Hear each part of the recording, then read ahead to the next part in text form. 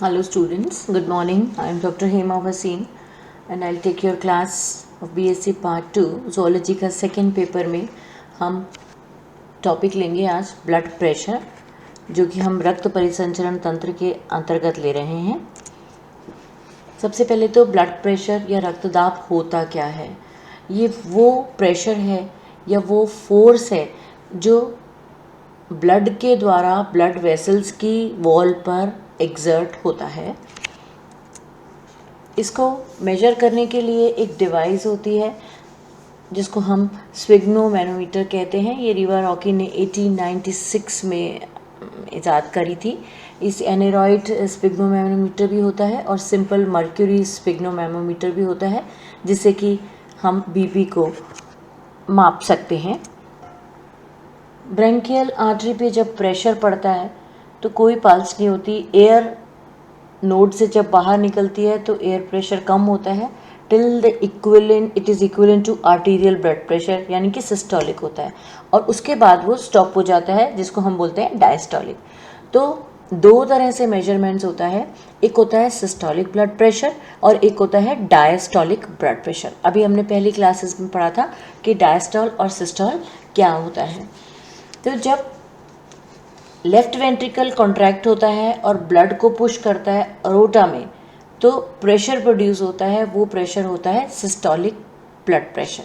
So it is the force exerted bye arterial walls during systole, और ये maximum pressure होता है during ventricle contraction, यानी कि जब निलय संकुचित हो रहे होते हैं तब वो मैक्सिमम प्रेशर जो एक्सर्ट होता है वो होता है सिस्टोलिक ब्लड प्रेशर, और ये सामान्यतः 120 mm मर्क्यूरी मापा जाता है। डायस्टोलिक ब्लड प्रेशर जो होता है that is the force exerted by blood against arterial wall during diastole, यानी डायस्टोल के दौरान जब ब्लड के द्वारा आर्टीरियल वॉल पे प्रेशर क्रिएट किया जाता है तो वो होता है diastolic blood pressure. It is the maximum pressure when the ventricles are relaxed. ये वो मैक्सिमम प्रेशर होता है जब निलय रिलैक्स्ड होते हैं, यानी कि जब कंप्लीट कार्डियक डायस्टोल होता है और हार्ट रेस्टिंग स्टेज पे होता है, जब ब्लड का कोई इजेक्शन नहीं हो रहा होता है, तब जो वो प्रेशर ब्लड वेसल्स पे होता है उसको हम बोलते हैं डायस्टोलिक ब्लड प्रेशर। और एडल्ट्स में सामान्यतः 80 mm mercury diastolic blood pressure पाया जाता है। Unit of measuring blood pressure है mm mercury, millimetres of mercury. Normal blood pressure अगर हम देखें तो 120/80 mm ऑफ मर्क्यूरी होता है, यानी कि बीपी का माप लेते हैं तो systolic BP by diastolic BP होता है। अभी हमने देखा systolic BP is 120 mm mercury और डायस्टोलिक बीपी है 80 mm mercury. So normal blood pressure जो होता है वो 120/80 mm मर्क्यूरी होता है, मिलीमीटर्स ऑफ मर्क्यूरी होता है। इन्फेंट्स के अंदर बीपी सिस्टोलिक बीपी 70 होता है और डायस्टोलिक बीपी जो होता है वो 34 होता है। तो जो बच्चे होते हैं छोटे, उनमें 70/34 मिलीमीटर ऑफ मर्क्यूरी बीपी या रक्तदाब पाया जाता है। Pulse pressure is the difference between systolic and diastolic pressure. Normally pulse pressure जो होता है वो 40 mm मर्क्यूरी पाया जाता है। अब अगर हम रेंज देखें ब्लड प्रेशर की, तो नॉर्मल रेंज होती है 120-80, इससे कम होता है तो लो ब्लड प्रेशर होता है, और अगर इससे ज़्यादा होता है तो हाई ब्लड प्रेशर कहलाता है। एलिवेटेड या हाई तब होता है जब 120 से 129 ये एलिवेटेड ब्लड प्रेशर कहलाएगा, और यहाँ पे जो डायस्टोलिक है वो लेस देन 80 होता है। हाई ब्लड प्रेशर हाइपरटेंशन जो स्टेज 1 होती है, जिसमें हम कहते हैं कि ब्लड प्रेशर ज़्यादा होने लग गया, वो है 130/139, और डायस्टोलिक होता है 80-89 mm मर्क्यूरी। इससे भी ज़्यादा हाई हो जाता है, यानी 140 या उससे भी ज़्यादा होता है, तो हम कहते हैं ये हाइपरटेंशन की स्टेज 2 है। So this is here diastolic is 90 और higher than 90, that is 90 mm mercury. इससे भी अगर ऊपर होती है तो हम उसको बोलते हैं हाइपरटेंसिव क्राइसिस है, यानी कि उसमें डॉक्टर को इमीडिएटली कंसल्ट करना पड़ता है। मेडिकेशन के लिए। अब दो कंडीशन होती हैं, एक होती है जब बीपी बढ़ जाता है और एक होती है जब बीपी कम हो जाता है। तो जब बढ़ जाता है एलिवेटेड सिस्टोलिक प्रेशर या डायस्टोलिक प्रेशर 3 कॉन्जिक्यूटिव विजिट पे बार बार आता है, तो वो कंडीशन कहलाती है हाई बीपी की, जिसको हम बोलते हैं हाइपरटेंशन। बिकॉज ये कुछ रीजंस की वजह से होती है, ज़्यादातर एक्सरसाइज से, इमोशन एट्सेट्रा से हो सकती है। और हाइपरटेंशन में कंडीशन यही होगी कि ब्लड प्रेशर जो है वो अत्यधिक बढ़ जाता है। नाउ ये जो बढ़ा हुआ ब्लड प्रेशर है, इसके मेजर कॉजेज कारण निम्न हैं। जैसे पहला है आर्टीरियोस्क्लेरोसिस। आर्टीरियोस्क्लेरोसिस वो कंडीशन होती है जब आर्टरीज थिकनिंग हो जाती है आर्टरीज की, और वो तब होता है जब उसमें कैल्शियम का डिपोजिशन जमाव होने लगता है। दूसरी कंडीशन होती है नेफ्राइटिस, जब कोई किडनी डिजीज़ हो जाती है तब भी बीपी हाई हो जाता है। इसके अलावा भी कुछ अन्य कारण हैं, जैसे ओबेसिटी, मोटापा, ज़्यादा खाना खाने की वजह से भी कई बार मोटापा हो जाता है। और किसी भी कारण से अगर मोटापा ज़्यादा है तो वो व्यक्ति जिनमें ओबेसिटी पाई जाती है उनका बीपी सामान्यतः अधिक होता है।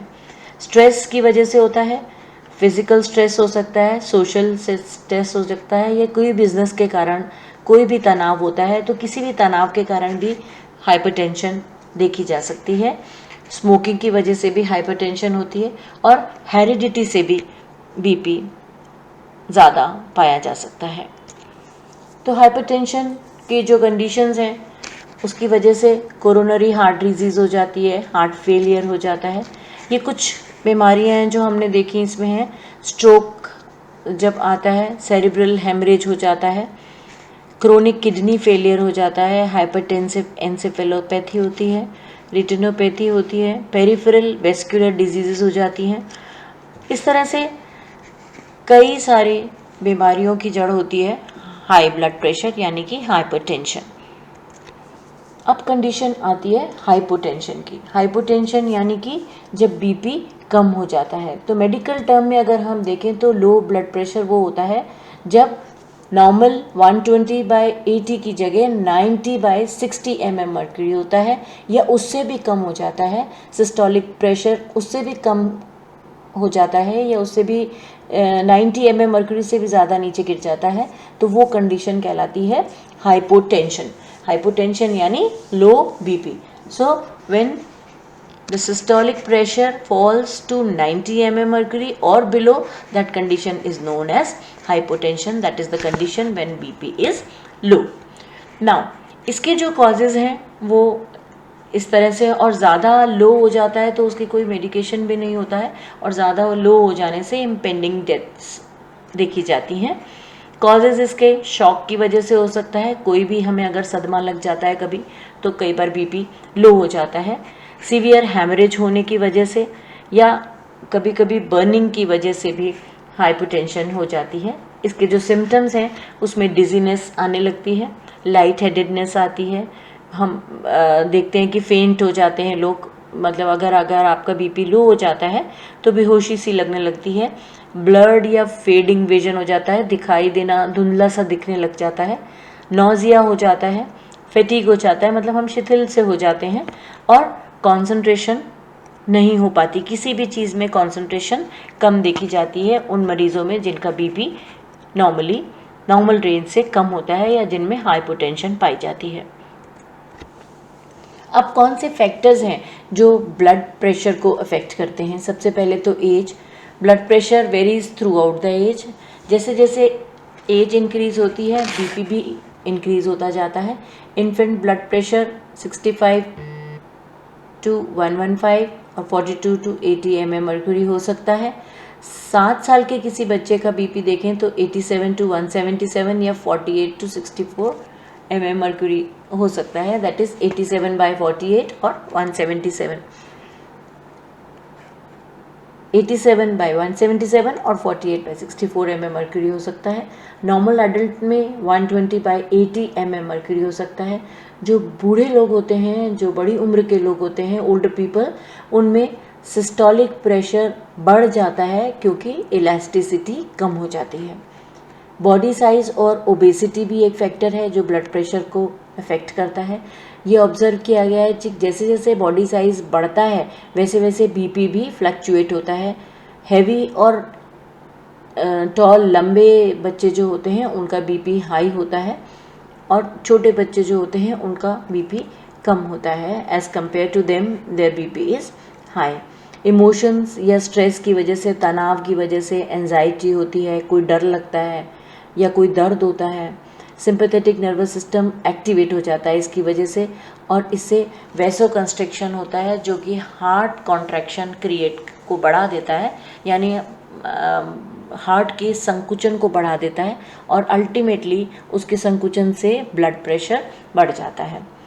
ऐसे ही जेंडर भी अफेक्ट करता है बीपी को। प्यूबर्टी के बाद मेल्स में हाई ब्लड प्रेशर होता है फीमेल्स के कंपैरेटिवली, परंतु मेन्योपॉज के बाद महिलाओं में बीपी हाई देखा जाता है जबकि मेल्स में उसी एज के कम देखा जाता है।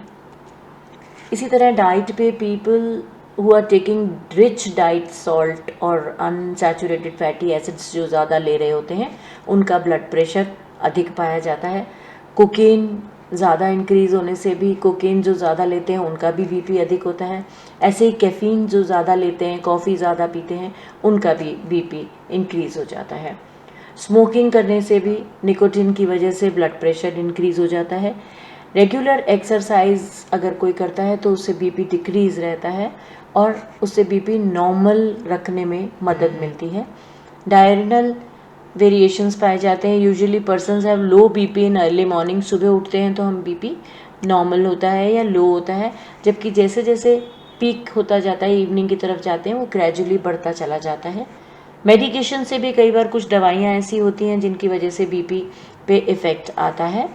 ऐसे ही कुछ केमिकल्स होते हैं जैसे एपिनेफ्रिन, ADH, एंजियोटेंसिन 2 जो कि वैसोकंस्ट्रिक्शन कॉज करते हैं, जिनकी वजह से वैसोकंस्ट्रिक्शन हो जाता है और इसकी वजह से फिर बीपी एलिवेट हो जाता है। हिस्टामिन, काइनिन्स ये भी वैसोडाइलेशन कॉज करते हैं और अगर वैसोडाइलेशन होता है तो बीपी कम हो जाता है। अब हमने पहले भी शुरू की क्लास में फंक्शंस ऑफ ब्लड देखे थे जो हम डिटेल में समझ नहीं पाए थे। अब हम क्योंकि सारा चैप्टर पढ़ चुके हैं तो हम एक बार वापस से फंक्शंस ऑफ ब्लड को रिवाइज करते हैं। Fluid connective tissue, blood is a fluid connective tissue जिसमें 55% प्लाज्मा और 45% एलिमेंट्स होते हैं, जिसमें WBC, RBC और प्लेटलेट्स होते हैं। ये सब this is like a revision. Since these living cells are suspended in plasma, blood is known as fluid connective tissue and not just a fluid. It provides oxygen to the cells. Blood oxygen absorb करता है lung से और उसको transport करता है body के different cells में। तो जो वेस्ट कार्बन डाइऑक्साइड होता है वो ब्लड से लंग्स की तरफ जाता है, एक्सहेल्ड होता है। ट्रांसपोर्ट्स हार्मोन एंड न्यूट्रिएंट्स, जो डाइजेस्टेड न्यूट्रिएंट्स होते हैं जैसे ग्लूकोज, विटामिन्स, मिनरल्स, प्रोटीन्स, वो ब्लड में एब्जॉर्ब हो जाते हैं कैपिलरीज के द्वारा। और हार्मोन्स जो एंडोक्राइन ग्लैंड्स के द्वारा सिक्रीट होते हैं वो भी also transported by the blood and they are also transported to different organs and tissues of the body. Homeostasis, blood help करता है इंटरनल बॉडी टेम्परेचर को मेंटेन करने के लिए। Blood clotting site of injury, platelets जो होते हैं वो क्लॉटिंग में हेल्प करते हैं। जब भी कोई घाव लगता है तो वहाँ पे ब्लड पे धक्का जम जाता है और प्लेटलेट्स की वजह से fibrin form a clot at the wound site. जख्म वाली जगह पे फाइब्रिन जो है वहाँ पे एक क्लॉट बना देता है। Transport of waste to the kidney and liver, blood enters the kidney where it is filtered to remove nitrogenous waste out of the blood plasma. Toxins जो ब्लड में होते हैं वो भी लिवर के द्वारा रिमूव कर दिए जाते हैं। Protection of body against pathogens, जो वाइट ब्लड सेल्स होते हैं वो इन्फेक्शंस के अगेंस्ट फाइट करते हैं, इसलिए दे multiply rapidly during the infections. So this is all about blood pressure, and simultaneously we finish up with the chapter of blood and circulation of blood, यानी कि रक्त परिसंचरण तंत्र का last chapter. Thank you so much.